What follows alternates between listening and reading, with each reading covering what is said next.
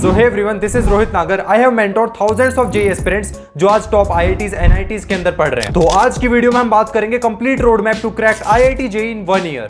And the most important thing, हमारा target है IIT Delhi, IIT Bombay. तो उस लेवल की स्ट्रेटेजी के लिए मैंने अपना पूरा 2 साल का एक्सपीरियंस लगा दिया एंड उसी के साथ में IIT दिल्ली, IIT बॉम्बे के toppers, all India rank 20, all India rank 76 से बात करने के बाद एक डिटेल्ड स्ट्रेटेजी आप लोगों के लिए तैयार की है. इस वीडियो में हर चीज कवर करने वाले हैं, strategy, perfect time table, backlogs, revision, mock test. तो ट्राई करना, आप कुछ भी स्किप ना करो. 1.5x 2x में भी देख सकते हो, कोई प्रॉब्लम नहीं है. आगे बढ़ने से पहले आप लोगों के लिए एक चैलेंज है. चैलेंज ये है, अभी कमेंट्स में जाना और टाइप करना your dream college and second आपके स्टडी आवर्स. ठीक है भैया, इससे क्या होगा? इससे ये होगा, जब भी तुम्हारा 1 साल बाद सिलेक्शन हो जाएगा, तुम फिर से इस वीडियो में आना, इस कमेंट पे आना और अपने कमेंट को एडिट करके लिखना आई डिड इट. इससे आपका मोटिवेशन बहुत नेक्स्ट लेवल पहुंच जाए. तो सबसे पहले हम बात करेंगे स्ट्रैटेजी. एंड स्ट्रैटेजी का भी पहला पॉइंट है टाइम लेफ्ट, कि आपके पास एक्चुअली में कितना टाइम बाकी है, एक चैप्टर को कितना टाइम मिलेगा. तो जेईई मेंस फर्स्ट अटेम्प्ट से पहले आपके टोटल 7 मंथ्स है एंड जेईई एडवांस में प्रॉपर आपका 1 साल बाकी है. तो जेईई मेंस से पहले आपको अपना पूरा सिलेबस कंप्लीट करना होगा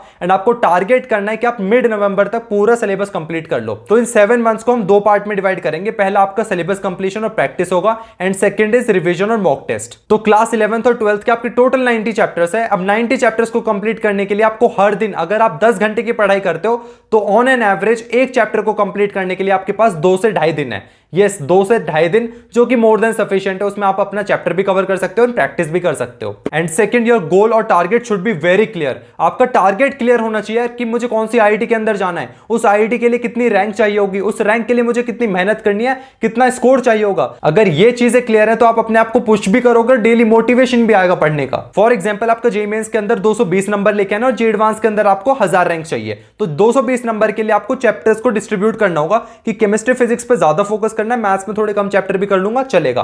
तो ये स्ट्रैटेजी भी आपको बनानी पड़ेगी. इसलिए अभी अपना टारगेट सेट कर लो कि मुझे इतना स्कोर ये आईआईटी चाहिए. अगर आपके पास मंथली, वीकली और डेली का एक प्रॉपर प्लान है तो आपको ना टेंशन लेने की जरूरत नहीं है. जस्ट आपको वो चीजें फॉलो करनी है. वरना अगर प्लान नहीं बनाओगे तो आपकी पढ़ाई चलती रहेगी बट एक राइट डायरेक्शन में जा रही है नहीं जा रही है, वो हमेशा क्वेश्चन रहेगा. तो इसलिए एक प्रॉपर प्लान बनाओ एंड आपका सिलेक्शन होगा या नहीं होगा वो 1 साल पे डिपेंड नहीं करेगा, वो आपके हर दिन के डेली टारगेट्स पे डिपेंड करेगा. अगर आप अपने डेली टारगेट्स को अचीव करते जा रहे हो तो सिलेक्शन की प्रोबेबिलिटी बढ़ती जाएगी. नहीं अचीव कर रहे हो तो कहीं ना कहीं आप सिलेक्शन से दूर होते जा रहे हो. And the fourth important point is syllabus completion. अब 2 टाइप के बच्चे होंगे, एक जो कोचिंग जाते हैं और एक सेल्फ स्टडी कर रहे हैं. तो कोचिंग वाले बच्चों को क्या करना है, अपने लेक्चर्स देखो, उसी के साथ में कोचिंग का मटेरियल सॉल्व करो. अगर वो चीजें हो जाती हैं देन पीवाईक्यू सॉल्व करो. अगर ये सारी चीजें भी हो जाती हैं देन आप किसी रेफरेंस बुक पे जा सकते हो. वहीं पे सेल्फ स्टडी वाले यूट्यूब की हेल्प ले सकते हैं, थ्योरी बुक्स की हेल्प ले सकते हैं. प्रैक्टिस के लिए रेफरेंस बुक्स को सॉल्व करो, साथ में पीवाईक्यूज करो, मोर देन सफिशिएंट होगा. एंड अपना main target JEE mains first attempt रखो. क्यों? क्योंकि पहले अटेम्प्ट में बहुत कम कंपटीशन होता है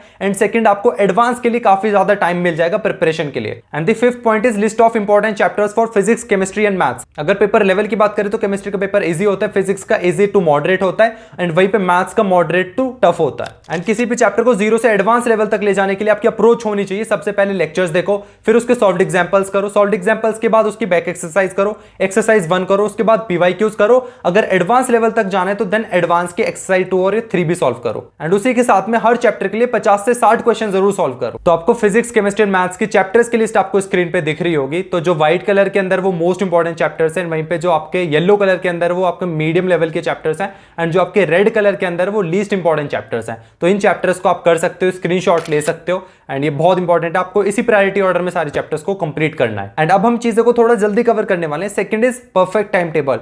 भैया मैं स्कूल गोइंग स्टूडेंट हूं, एक है जो भैया मैं ड्रॉपर स्टूडेंट हूं. तो हमारा परफेक्ट टाइम टेबल क्या होना चाहिए? तो देखो यार, मैं बच्चों जैसा टाइम टेबल तो बताने नहीं वाला कि तुम 6 बजे उठ जाओ, 6:30 तक ब्रश कर लो, फ्रेश हो जाओ, ये सब चीजें नहीं करूंगा. हम बात करेंगे स्लॉट्स में. ठीक है, टोटल आपके 4 स्लॉट्स होंगे. पहला स्लॉट होगा आपका मॉर्निंग में. मॉर्निंग में क्या करना है, 1 से 1.5 घंटा आपको प्रॉपर रिवीजन करना है हर दिन. ये स्लॉट बहुत इंपॉर्टेंट है. सेकंड स्लॉट होगा आपका लेक्चर्स का. अगर आप ऑनलाइन पढ़ते हो तो ऑनलाइन लेक्चर्स देखो, अगर आप ऑफलाइन कोचिंग में जाते हो तो आपका ऑफलाइन कोचिंग के लेक्चर्स देखो.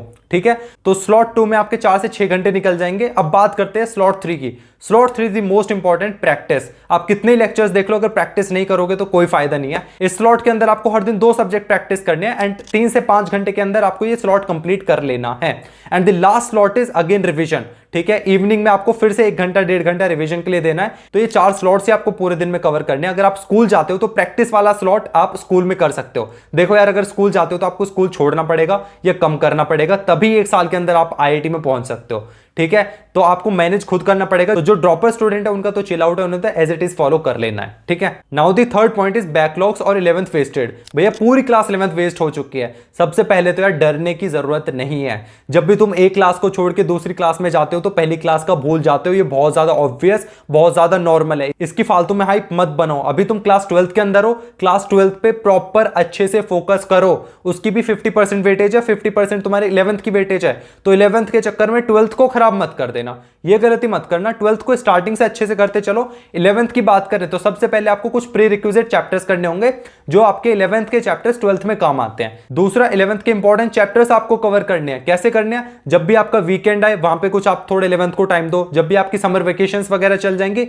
वहां पे आपके पास थोड़ा एक्स्ट्रा टाइम होगा, वहां पे 11th को कवर करो। तो साइड बाय साइड आपको रिवाइज करती चलनी है चीजें।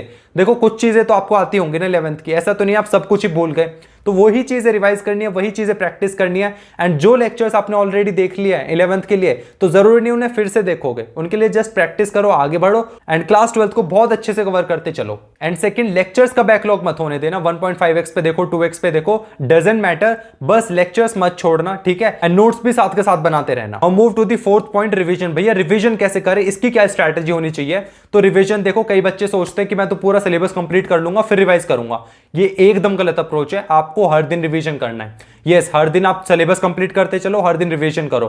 फॉर एग्जांपल, आपने डे 1 पे एक टॉपिक पढ़ा, एक चैप्टर पढ़ा, तो आपको क्या करना है, डे 2 पे डे 1 वाला चैप्टर रिवाइज करना है। हो सकता है आपको 30 मिनट से 1 घंटा लग जाए उसे रिवीजन करने में, लेकिन जैसे ही आप डे 2 पे एक्स्ट्रा चीजें पढ़ोगे फिर डे 3 पे आओगे, तो डे 3 पे आपको क्या करना है, डे 2 का भी रिवीजन करना है और डे 1 का भी रिवीजन करना है। तो जो डे 1 का रिवीजन करोगे वो 10 से 15 मिनट में हो जाएगा, फिर डे 2 का करो, फिर डे 4 के अंदर क्या करना है, डे 3 का करना है, डे 2 का करना है, डे 1 का करना है। ऐसे कर करके आपको पता चलेगा जो मैंने डे 1, 2, 3 या फर्स्ट वीक में पढ़े थे वो तो पूरे टॉपिक्स मैंने 1 घंटे में ही सारे रिवाइज कर लिए। तो ये होती है पावर रिवीजन की। तो रिवीजन को बिल्कुल अंडर एस्टिमेट मत करो, हर दिन रिवाइज करो। दूसरी एक ट्रिक होती है शॉर्ट नोट्स। जब भी आप एक पूरा चैप्टर कंप्लीट कर लो उसके बाद शॉर्ट नोट्स बनाओ। शॉर्ट नोट्स में आप सारे important formula, important questions, important PYQs, important tricks वगैरह ये सारी चीजें डालो। एंड मैं तो कहूंगा स्पेशली केमिस्ट्री में बहुत ज्यादा हेल्पफुल होते हैं। फॉर एग्जांपल, आपको ऑर्गेनिक केमिस्ट्री की रिएक्शंस याद नहीं हो रही है, सारी रिएक्शंस को एक पेपर पे लिख लो और अपनी दीवार पे चिपका दो, सामने वॉल होती है ना वहां पे चिपका दो, और डेली 5-5 मिनट भी रिव्यू कर लोगे, उसी में आपका सारा रिवीजन हो जाएगा। तो रिवीजन बहुत इंपॉर्टेंट है। बच्चे पढ़ाई करते हैं, लेक्चर्स देखते हैं, सब चीजें करते हैं, जो बच्चे रिवीजन नहीं करेंगे उनका सिलेक्शन भाई नेक्स्ट टू इम्पॉसिबल है, लिटरली नेक्स्ट टू इम्पॉसिबल है। Now the fifth and the last point is mock test.